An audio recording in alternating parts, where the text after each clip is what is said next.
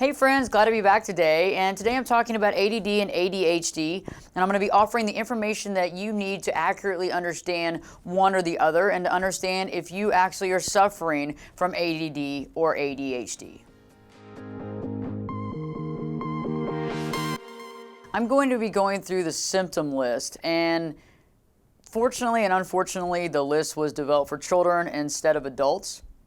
And so some of them we will have to work through as far as an adult dealing with ADD and ADHD, but for the most part, these symptoms are present in adults suffering from one or the other. First off, I want to address the symptoms under inattention, the ability to not pay attention. Okay, the first one is difficult time attending to details. And it's interesting when you read the symptoms list, one of the things they say is that we overlook important details and we make careless mistakes. Well, it's not that we're trying to be careless. It's just that those mistakes and those little small things are overlooked, right? And so there's a difficult time of paying attention to details, and that's directly related to attention deficit disorder. Another symptom is a difficult time being attentive and keeping actual attention. And I know that anybody that's dealing with these, one or the other, knows how hard it is to really focus and to have that attention, especially when dealing with details and certain work regimens that we have to apply to every hour on the hour. Another symptom of a person with ADD or ADHD is that they seem to not pay attention when they're spoken to. Well, I take this personally because I often ask people to repeat themselves several times on what they just told me because I wasn't really paying attention. Why was that? Because I was focusing on something else. Now this symptom is interesting because it somewhat focuses on the child, but we can extrapolate this into an adult symptom. Does not follow through on instructions, okay, that can apply to either one. Does not finish schoolwork, obviously for a child, chores or duties at the workplace, okay? And it's not due to an oppositional defiant behavior. It's just a failure to understand and to follow the process of instructions. So that kind of goes for both children and adults. Often there's a difficult time organizing tasks and duties. Why that is because there's a lot of different steps that goes into organizing a project, a task, or activity. And sometimes when a person has ADD or ADHD, there's a task that is missed or a task that is done prior to the task that needed to be done, and then having to do that again, and that causes a lot of time and stress, and usually there's some sort of detail that gets lost in the shuffle. Now this one's near and dear to my heart, not because I like it, but because I deal with this on a constant basis, right? I avoid and I dislike and I'm reluctant to engage in tasks that require sustainability of mental effort. The stuff that I have to sustain mental effort for a long period of time, focus to get something done. A good example is trying to learn a new computer program, right? Or thinking that you want to take up and learn a new language as an adult with ADD. The idea is great, but following through, I often avoid it. Another symptom is there's a tendency to lose the things that are necessary to complete an activity or a task. Okay. Perhaps you're working on a project at work and you left everything that you were working on at home. Another tendency is that we might misplace things like our phone, which is so vital to any activity we're doing now in the modern times, or even our keys to our car and having to find those to get to work. Another symptom is that you're often easily distracted by outside stimuli. A good example is being at a restaurant, right? And you're hanging out with your family and you're having a conversation. But the problem is that you can hear every other conversation that's going on all around you. And it's hard to actually keep attentive to what's happening at your own table. This can be the same at work when you're working in a cubicle and you hear other people doing their stuff, and it can get you off task, and it can make you have to reread something or send an email multiple times to actually get it right. The last symptom under inattention is that we are often forgetful in daily activities, okay? Forgetting the name of a restaurant that we're supposed to be at, forgetting the name of the person that we have the meeting at in an hour and a half or what have you. Just being forgetful about names, places, and things that we don't put the highest priority on. So far, we've talked a lot about attention deficit disorder. Now, let's talk about attention deficit hyperdisorder, okay? Hyperactivity is what we want to talk about.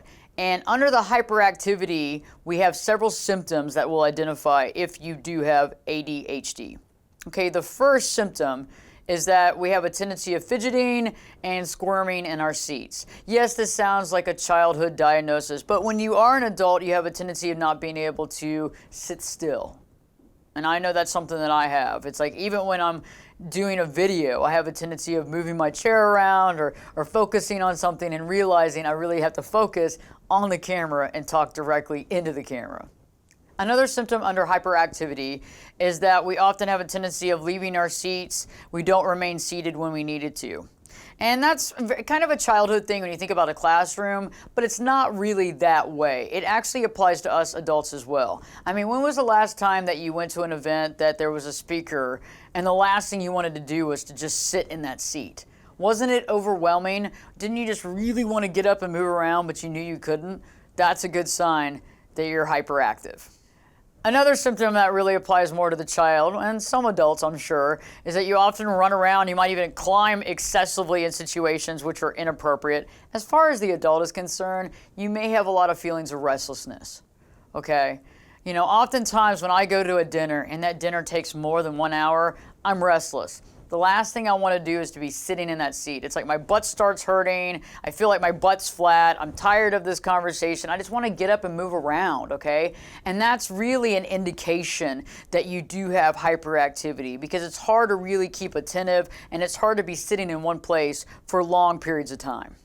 Another symptom of hyperactivity is there's a difficult time in engaging in leisure activities quietly. This applies to children and adults. When was the last time that you went on a vacation and you were sitting in a beach chair and everybody else is reading books and you're over there wanting to start a conversation, right? It's hard to really engage in leisure, calming, relaxing activities. It's like you have to work at it, okay? Because it's hard. We have a tendency of wanting to go, go, go, right? And when you're trying to relax, that's the opposite of go, go, go, and that's something that you actually have to kind of train yourself to do. Another symptom that goes directly with what I was talking about is you're often on the go. You're driven like a motor. So you're always going. There's no stop, right? It's always 0 to 80. And oftentimes that can be overwhelming to other people around you that don't have ADHD because they seem to not be able to keep up. Another symptom is impulsivity. And being impulsive means being impulsive with anything you do. Whether that's going out and doing something impulsively, whether that's buying things, retail therapy, very impulsive buying because of feeling that high. There's a lot of things that folks do with ADD and ADHD that are impulsive that aren't necessarily good for us. And those are things that we need to really examine in our life. Another symptom is that we have a tendency of blurting out answers before the questions have even been completed, okay? When was the last time somebody was asking you a question and you didn't even give them the time to complete the question? You were already answering it. Now, sometimes you're answering with the proper answer, other times, well, not. Another symptom is that you often have difficulty awaiting your own turn, okay? Yeah, there is no such thing as patience when you have ADHD. You want to go, go, go, and you want to get it done, and you want to move on at 100 miles an hour. The last symptom is that there's a tendency of interrupting others and butting into other people's conversations, okay? Well, if you have ADHD, you can probably remember the last time you did that, and that might have been yesterday. There's a tendency to not realize that we're actually doing that because the comment or the thought that we have, we feel is so profound that we need to share it with everybody. You know, one caveat is that most of these symptoms needed to start before the age of 7 years old. Now, there's a tendency for many adults with ADD or ADHD to not really remember back at that age to know if these symptoms were happening back then. Okay? Now, I for a fact know that I've had these symptoms since the beginning of time. I remember being in first grade with Miss Jackson. Okay? No, that was my second grade teacher. With Miss Austin, my first grade teacher, and there was a picture in the yearbook, and you could see her talking, and there was the chalkboard behind her, and it had my name, Ashley, with 5, not 4, not 3, but 5 checks. 5 checks. I was about to go to the principal's office because I wouldn't stop talking and interrupting her class, okay? That was in first grade, and I remember like it was yesterday. Do I have attention deficit disorder? Yes. Have I had it my whole life? Yes. Am I taking medication for it at this time? No. Am I working to work on my techniques and my abilities to get it under control and to do everything I can to try to work around it? Yes. Okay, so if you're out there and you're saying, yeah, I have adult attention deficit disorder, or I have adult attention deficit hyper disorder, but I'm not really sure if I had it since I was 7, go back and think from the ages of 7 to 12, okay, and think about that time frame. Did you have these symptoms beginning then? Because you probably did, and you still have them today. So now that we've gone over the inattention, the symptoms of inattention, which is basically the underlying basis of ADD, if you had 6 or more of those symptoms, you're pretty much straight on, you have ADD. The same applies for the hyperactivity, for the ADHD. And I think many of you might have all of these symptoms that I've listed out. And if so, it's fine. I mean, some of the smartest people in the entire world throughout the history of the world had ADD, okay? Some of the most amazing inventors of our times had ADD or ADHD. It's not a bad thing. We just got to figure out how to use it to our advantage, okay? In upcoming videos, I'm going to be offering you techniques, tips, and tricks to overcoming ADD and ADHD. Things you can do every day to make your life better, to be able to focus more, to have more attention and clarity in your day-to-day life. Also, watching these videos will allow you to get more things done. You'll be able to be more productive. And what happens when we're more productive? We're happier, we're healthier, we feel better about ourselves, and we don't feel depressed because we haven't achieved what we need to achieve.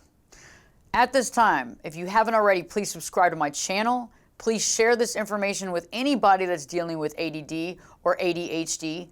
Oftentimes, people don't even realize when they're suffering with ADD or ADHD. So this can really help somebody gain clarity in their life. And you know, once we figure out that we have something, we diagnose it, it's easier for us to develop skill sets to overcome it and to work with it within our life. For all my friends out there that have watched this video and have been diagnosed with ADD or ADHD, what are some techniques that you're using on a daily basis that are helping you to be more focused and organized at work and through your daily responsibilities? I'm interested because I'd like to start the conversation, because we all need the help to making our life better and more successful. And it's nice when we can learn from other people the stuff that's actually worked for them. Stay tuned, there'll be new videos coming out on ADD and ADHD. And in the meantime, do your best to stay focused and don't forget to live your true life.